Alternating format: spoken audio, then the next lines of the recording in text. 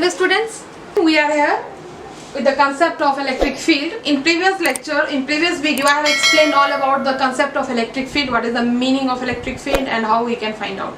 Now, electric field, if you have to find out the numerical or mathematical value of electric field, it can be measured in terms of electric field intensity. What we have written that E vector is equal to F vector upon Q naught.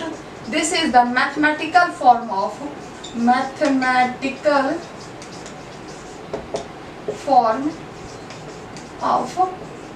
electric field vector. Okay, so this is called electric field intensity. What it is called? Electric field intensity. What it is called? It is called electric field intensity. Now, what is electric field intensity? It is the force experienced by the unit positive test charge. So the topic is electric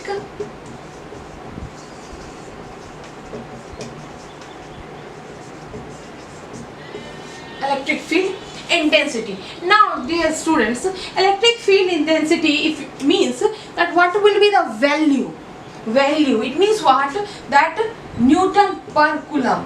Electric field unit क्या हो जाएगा? Unit of E vector will be equal to Newton per coulomb. In short, electric field intensity can be written as electric field only. बोलचाल की भाषा में हम लोग इसको इलेक्ट्रिक फील्ड ही बोलते हैं. अगर E वेक्टर हम कर रहे हैं, इसका मतलब यही है कि ये इलेक्ट्रिक फील्ड इंटेंसिटी की हम लोग बात कर रहे हैं. तो if you have to find out the value of electric field intensity at any point, तब आप क्या करोगे, किस तरह से प्रोसीड करोगे? एक तो हुआ कि आपने अट्रैक्शन और रिपल्सन देखा तो कुछ एहसास फील हुआ कि हाउ स्ट्रांगली इट अट्रैक्ट और repel, that it will be rough idea. But अगर सॉलिड रिजल्ट चाहिए तो हम किस तरह से फाइंड आउट करेंगे उसको अभी हम लोग देखते हैं. तो what will be, we are going to explain that the value of electric field intensity at any point on the axial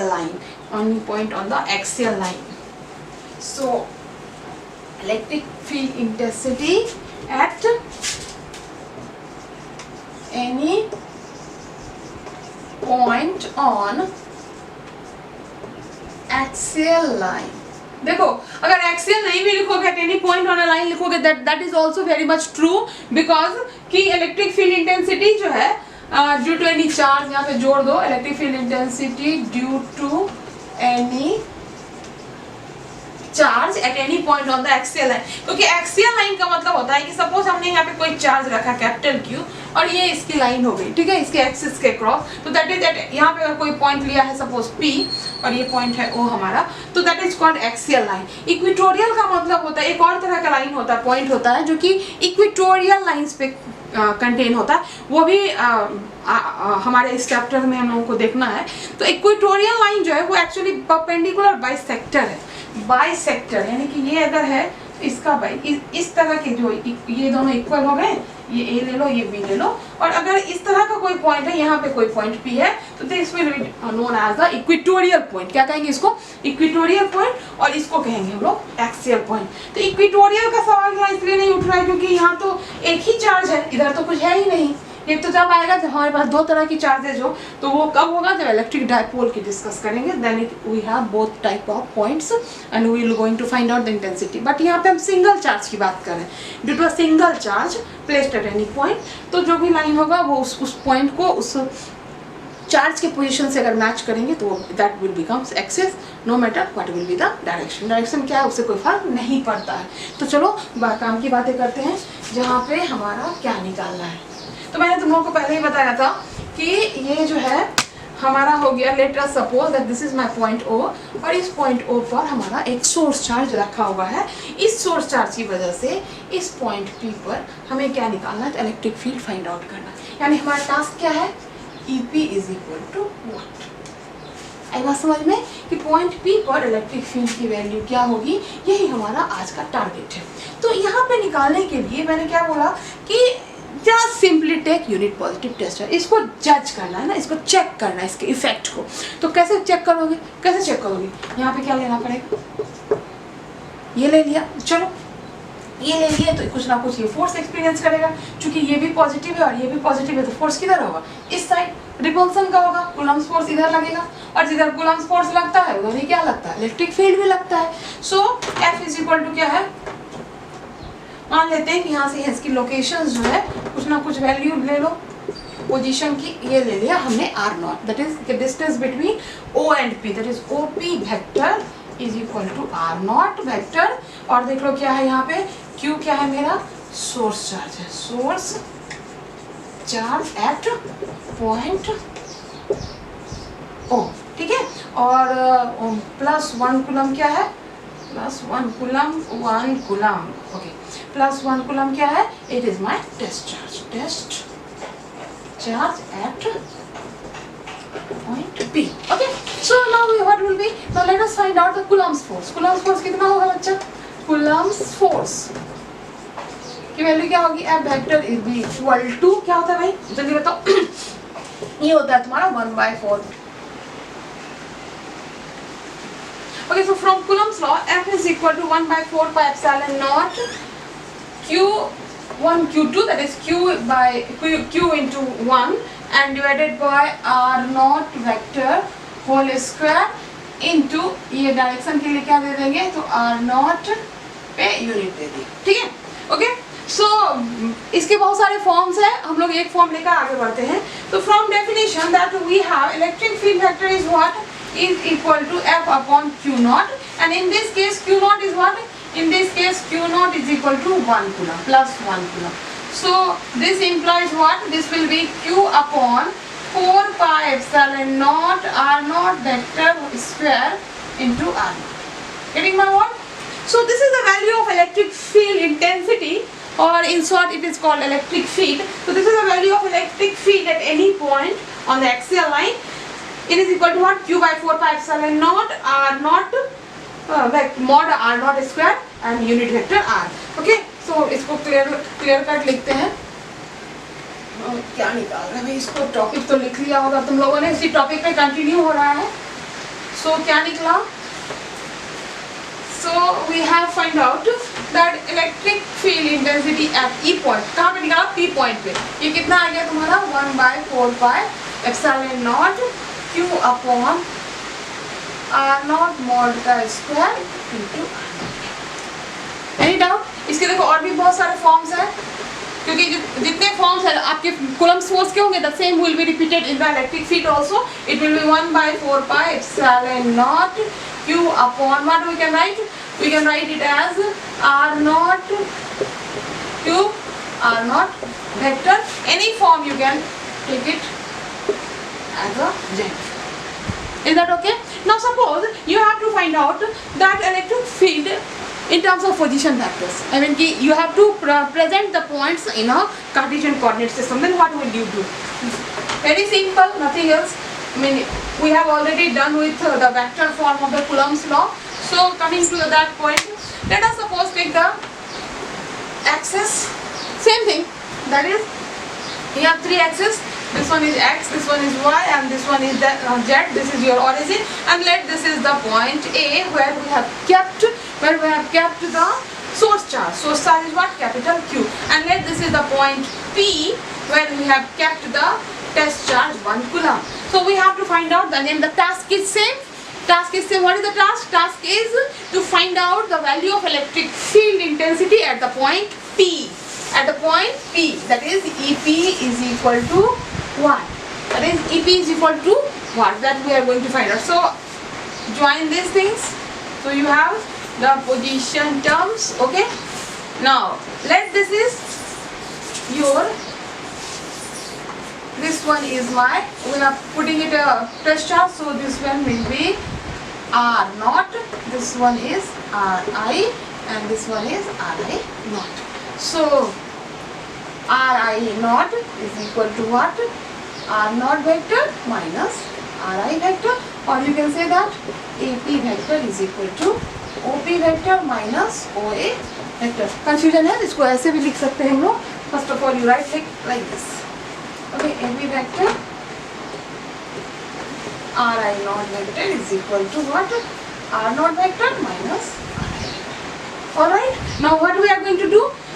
We have to find out the value of electric field intensity at the point P. For simplicity, we have taken plus 1 coulomb. If you want that the test charge should be greater than 1 coulomb, you can take, no problem. You can take it as Q naught, ले सकते हैं, कोई दिक्कत की बात नहीं है. But if you are taking Q naught, in that case E vector will be F by Q naught. F by Q naught. So Q naught will be ultimately going to be cancelled out. इसको cancel ही होना है, इसलिए 1 coulomb ले लो, आसानी से काम चलेगा, simplicity रहेगी काम करने में. तो अब हम लोग क्या निकालेंगे यहाँ पे? हम निकालेंगे यहाँ पे इलेक्ट्रिक फील्ड वेक्टर. अभी हमने निकाला था, क्या निकाला था? 1 by 4 pi epsilon naught Q by, तो R की जगह क्या दे देंगे हम लोग? RI naught vector whole square, and this one becomes RI naught to the power cap. In another language, in another form, it can be written as 1 by 4 pi epsilon naught Q upon, what it is? RI naught vector cube mod cube. This one becomes RI naught vector. Any doubt? I think it is clear. ये कहाँ से आ रहा है? ये format तो हमने काफी explain किया है, वेक्टर फॉर्म है, कुलम्स लॉ का जो वेक्टर फॉर्म है, पूरा डिटेल एनालिसिस है. आप चाहो तो उसको देख सकते हो. Okay, so next we have made up it. Okay, so next what it will be? यहाँ से आ जाओ. ये एक फॉर्म हो गया, दूसरा फॉर्म ये है, तीसरा फॉर्म क्या लिख सकते हैं इसको? EP. ये सब EP है, electric field at the point P. So electric field at the point P will be equal to 1 by 4 pi epsilon naught Q upon, इसको क्या लिखेंगे? इसको लिखेंगे हम लोग RI naught की वैल्यू देखो क्या है? R naught vector minus RI vector का क्यूब. ओके, और इसको भी लिख सकते हैं, क्या लिख सकते हैं हम लोग? इस वेक्टर को फॉर्म में लिख सकते हैं R naught vector minus RI vector. You can write it as R naught vector minus RI vector. So any formula, any method, any general expression you can opt. Now suppose that you have a group of charges, then what will you do if you have the group of charges? This form is electric field due to the single charge. It was due to the single charge. Now we will find out electric field. ऐसे लिख देते हैं, E vector means electric field intensity at a point due to a group of charges. Due to a group of charges. कुछ नहीं है, जो superposition principle किया था फोर्स का, superposition of forces, same thing vector sum, वही होगा यहाँ पर भी. इसमें वेक्टर सम ऑफ, वहाँ वेक्टर सम ऑफ फोर्स करते थे, कुलम्स फोर्स, यहाँ वेक्टर सम ऑफ किसको करेंगे? इलेक्ट्रिक फील्ड का करेंगे. सुपरपोजिशन ऑफ फोर्स भी काफी डिटेल में एक्सप्लेन किया है वीडियो में, देख सकते हैं आप लोग अगर आपको जरूरत हो तो, और अगर याद है तो चलो कोई बात नहीं. तो इट मीन्स व्हाट, कहने का मतलब ये है कि मान लो कि अभी तक हमने क्या कहा था, आई वाज टेलिंग कि सोर्स चार्ज हमने एक लिया, और I have taken one source that is was Q. Now suppose we have a number of source charges. Number of source charges कहने का मतलब ये है कि देखो यहाँ पे जरा समझो ना, ये कोई पॉइंट है, ठीक है, इस पॉइंट को यहाँ पे कोई टेस्ट चार्ज रखा हुआ है Q नॉट, ठीक है. इस Q नॉट के अराउंड में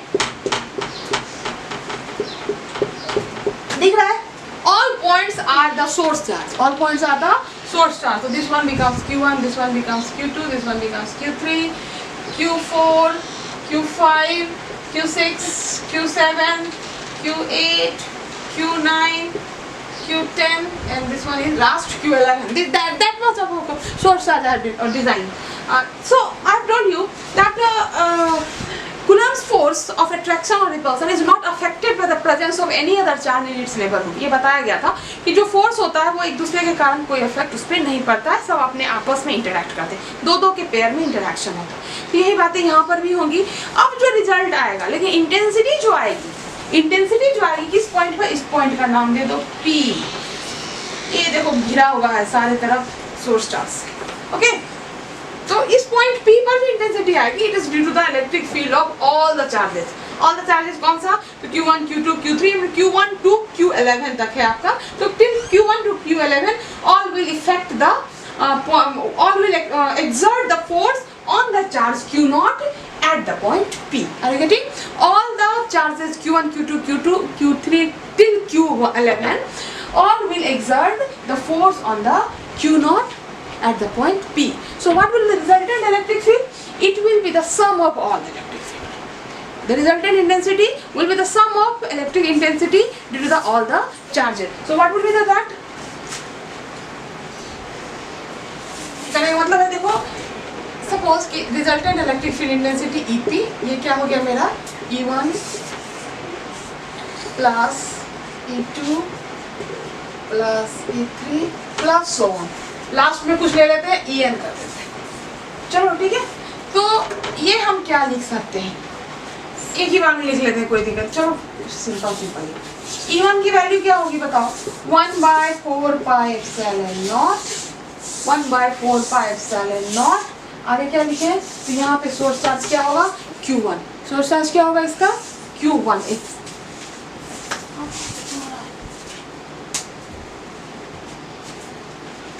that is what E1 is equal to 1/4 pi epsilon nought Q1 upon क्या लिखेंगे R1 नॉट वेक्टर का स्क्वायर, R1 नॉट वेक्टर का स्क्वायर, R1 नॉट गेटिंग।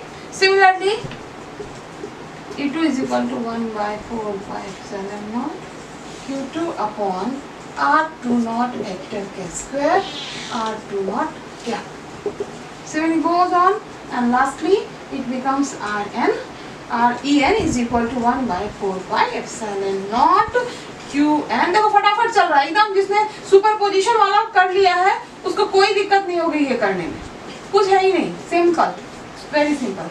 सो Rn 0 का ये आ गया आपका cap. Okay, so there are so many equation number 1 2, यहाँ तो हो गया भाई, n हो गया, चलो ठीक है। अब क्या करेंगे कि सबको सम अप कर देंगे, ये हमारा फॉर्म है, तो सम अप करेंगे तो बताओ क्या होगा, कुछ लग रहा है यहाँ पे, पहले पैटर्न देख लो, पहले सब स्टूडेंट्स पैटर्न देखो। 1/4 पाई एप्सिलॉन नॉट सब में है ना, तो इसको हम कॉमन ले लेंगे, ठीक है। अब देखिए यहाँ पे, यहाँ Q1 है, यहाँ Q2 है, यहाँ Qn है, इट मीन्स व्हाट, ये समेशन ओवर Qi है, समेशन ओवर क्या है Qi है। और यहाँ देखो R1 0, R2 0, Rn 0, तो ये I अगर ले ले तो Ri 0, I is equal to 1, फिर यहाँ पे देखो Ri 0, I is equal to 2, Ri 0, I is equal to n। Similarly same thing will happen. So moving forward, देखिए फटाफट हो जाएगा। अभी EP क्या आ गया, अभी बताया था 1/4 पाई एप्सिलॉन नॉट कॉमन ले लेते हैं हम लोग उसमें से, एकदम देख लो वो इक्वेशन, कुछ दिक्कत नहीं है। समेशन ले लिया, I is equal to 1 to n Qi Ri 0 Ri 0। Is that okay? So it can be written in another form also. In another form what? It will be 1/4 pi epsilon naught summation over I is equal to 1 to n Qi। अब देखो यहाँ form change, so it will becomes Ri vector cube mod cube sorry, and it will be Ri vector। आ गया ना, तो ये भी एक form हो गया। चलो इसको अंडरलाइन करते हैं, we do it and underline। एक फॉर्म ये आ गया, दूसरा फॉर्म ये आ गया, क्लियर। और भी फॉर्म चाहिए, और भी चाहिए तो और भी ले लो, एक और लिख देते हैं यहाँ पर।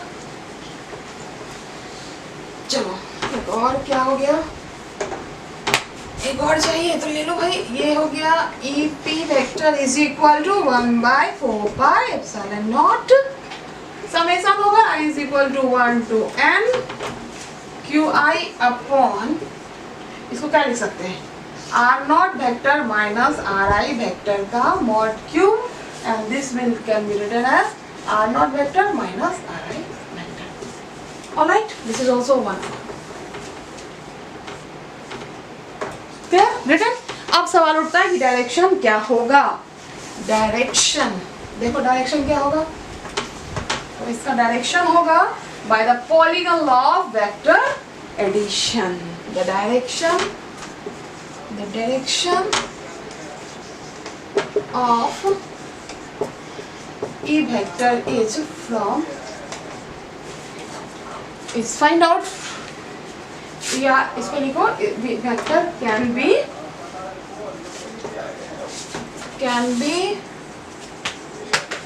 Determined by the polygon law. Same है जो फोर्स के केस में किया था ना, फोर्स का सुपरपोजिशन ऑफ फोर्सेस है, मैंने बोला एकदम सेम टू सेम चल रहा है, कुछ नहीं डिफरेंसेस है, बस वहाँ Q1 Q2 था, यहाँ एक ही Q है, वो हमारा सोर्स चार्ज है। determined by the Polygon law of vector addition. That's all. So we have calculated about calculated the electric field at a point due to a group of charges, due to a group of source charges influencing a single point, and what will be the value of electric field at that point, that we have decided. We have already calculated that 1 by 4 pi epsilon naught summation over qi upon ri naught mod cube ri naught vector. So that was that I have done. Now the question arises in our mind, why we are discussing so much about electric field. What is the use of electric field? What is the meaning of electric field? I mean, what are the importances of electric field? So this time I am going to discuss you the physical significance of electric field. How the electric field, knowing the electric field, the knowledge of electric field at any point is essential to you. How it will simplify your calculation in electrostat, that we are going to discuss. That what is this? Physical significance. Physical significance of electric field. Physical significance of electric field. Now see, the very simple thing, what is the electric field is defined at every point in the space.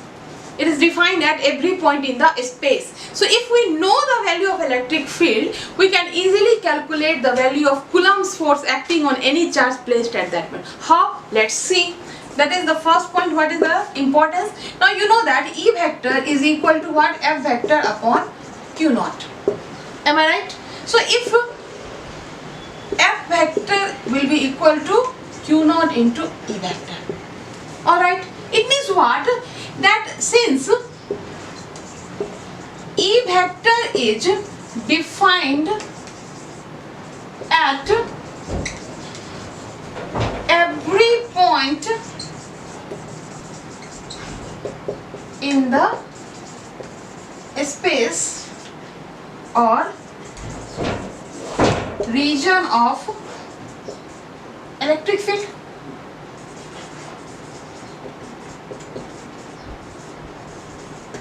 In the space or region of electric field. So it means what?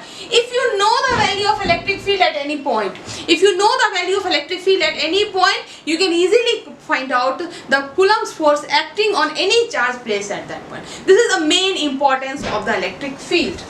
This is the main importance. Okay. Now few more things you have to be remember. That one is electric field is mathematically calculated with the help of test charge. We have calculated the value of electric field by the saying that the force experienced by unit positive test charge placed at that point. But remember students, test charge does not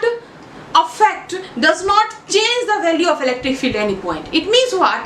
The presence of test charge does not calculate, it does not tells that whether the field will increase or whether it will decrease. कहने का मतलब ये है कि अगर किसी point पर electric field निकालने के लिए हम टेस्ट चार्ज रखते हैं, तो इसका अर्थ यह बिल्कुल नहीं है कि टेस्ट चार्ज हमारे वैल्यू को अल्टर करता है, या तो बढ़ाता है या घटाता है, ऐसा कुछ भी नहीं है.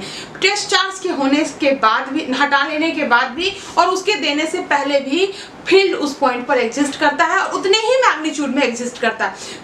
But what is the importance of test charge? Test charge देने से हम उस फील्ड के वैल्यू को, के इफेक्ट को एक्सपीरियंस कर पाते हैं. आई बात समझ में? तो यहाँ हम लोग क्या लिखेंगे? एक पॉइंट कि सेकेंड पॉइंट क्या लिखेंगे? That test charge, the presence of test charge does not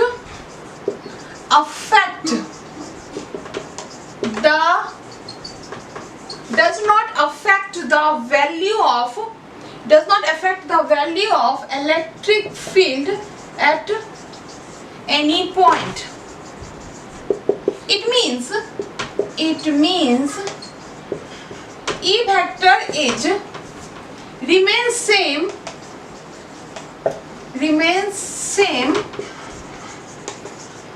even even after removal of the test charge। ये बहुत इंपॉर्टेंट है, ध्यान में रखना है आपको। दूसरी बात क्या है कि इलेक्ट्रिक फील्ड जो है it is defined at every point. It is defined क्या है कि it is defined, E vector is defined at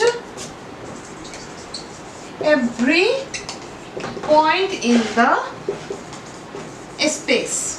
clear this thing. और एक चीज आपको यहाँ पे हम याद दिलाएंगे, पिछले क्लासेस में डिस्कस किया है पहले के वीडियोस में, क्या कि इलेक्ट्रिक फील्ड जो होता है वो स्फेरिकली सिमेट्रिक होता है। तो जब स्फेरिकली सिमेट्रिक है तो इक्वल डिस्टेंसेस पे अगर हम एक पॉइंट पे जान रहे हैं तो इक्वल डिस्टेंस पे वैल्यू क्या होगी इलेक्ट्रिक फील्ड की, वो इजीली फाइंड आउट हो जाएगा, पता चल जाएगा क्योंकि वो सेम होगा। और इलेक्ट्रिक फील्ड अगर फाइंड आउट हो जाता है फिर अगेन कूलम्ब्स लॉ निकालने, कूलम्ब्स फोर्स निकालने में बहुत सुविधा हो जाती है, बहुत इजीली निकलता है। तुमने देखा होगा कि in the vector method, vector form में जो हम कूलम्ब्स लॉ निकालते हैं तो काफी पोजीशन वेक्टर में कन्वर्ट करते हैं, फिर after that we come to the conclusion. But in this case we can easily find out by Q into F. The amount of charge placed at that point multiplied by the Coulomb's force, it will give you the multiplied by the electric field, that is EQ. F is equal to EQ. It will definitely give you the amount of what? It will definitely give you the amount of force, Coulomb's force acting between the two charged objects. So what I can say that क्या बता रही थी, हाँ, electric fields are spherically symmetric. Fourth point क्या हो गया आपका कि electric fields are, electric field is spherically symmetric. ये मतलब है स्फेरिकली सिमेट्रिक कहने का। This is the meaning of spherical of a charge of a field, sorry, of a field being spherically symmetric. Now this is the meaning of spherically symmetric. Now let it be R1, R1, R1, R1, R1. So if it is the value is E1, so here also it will be E1, here also it will be E1, again E1, here also E1. ठीक है? But if take another circle at a longer, this is R2, this is R2. This is R2. I will take another pen to find out R2. This is called my R2. So if it is like this, so what will happen? So again this is R2. This is also R2. So for all R2 radius, it will be E2. It will be E2. Whatever be the value, it will be from the mathematical formula, but it will always E2. And E1 is not equal to E2. But at all the points these are equal. Can you see? These are equal. This is the meaning of spherically symmetric. This E1, E1, E1 equal, equal, equal, equal, equal. Okay. So again, and this E2 is equal. This is the basic meaning of spherically symmetric. I hope it is clear to you. Electric field आपको समझ में आ गया होगा कि इसका importance क्या है और ये हम लोग क्यों पढ़ रहे हैं कि इलेक्ट्रिक फील्ड लाइंस जो है, इलेक्ट्रिक फील्ड जो है ये आपका एक स्पेशल प्रॉपर्टी है चार्ज का, जो कि अपने इफेक्ट को रिप्रेजेंट करने के लिए अपना रीजन फिक्स करता है। और इसका मैथमेटिकल मेजरमेंट का जो फॉर्मूला है that is E is equal to F by Q naught, E is equal to F by Q naught. इसकी मदद से हम कूलम्ब्स फोर्स निकाल पाते हैं। इसकी मदद से हम क्या निकाल पाते हैं? Coulomb's force. यही निकाला, E इज इक्वल टू क्या था? F by Q naught. तो यहाँ पे हमने कर दिया Q नॉट, तो यहाँ से देखो F की वैल्यू आसानी से निकल जाती है और यही इसका मेन इंपॉर्टेंस है। दूसरी बात ये है कि चूंकि ये स्फेरिकली सिमेट्रिक नेचर का होता है तो उस r डिस्टेंस पर अगर कोई भी पॉइंट लेते हैं तो 3D में, यानी कि हम सर्कल की बात नहीं कर रहे, 3D की बात करें, यानी आगे पीछे दोनों तरफ या ऊपर नीचे, अगर r फिक्स है तो इलेक्ट्रिक फील्ड की वैल्यू क्या होगी? फिक्स हो जाएगी, इक्वल होगी और उसकी मदद से आप कूलम्ब्स फोर्स को निकाल पाएंगे। So this is all about the electric field. और one more thing that is this is all about the picture concept. I mean कि आपका जो रेंज होगा वो कैसे डिसाइड करोगे और वो रेंज कहाँ तक काम करेगा उसका मेजरमेंट आपका इंटेंसिटी दे देगा। इंटेंसिटी की मदद से आपका मैग्नीट्यूड पता। Electric field, I hope you like my video. If you like, please like and subscribe my channel. Thank you.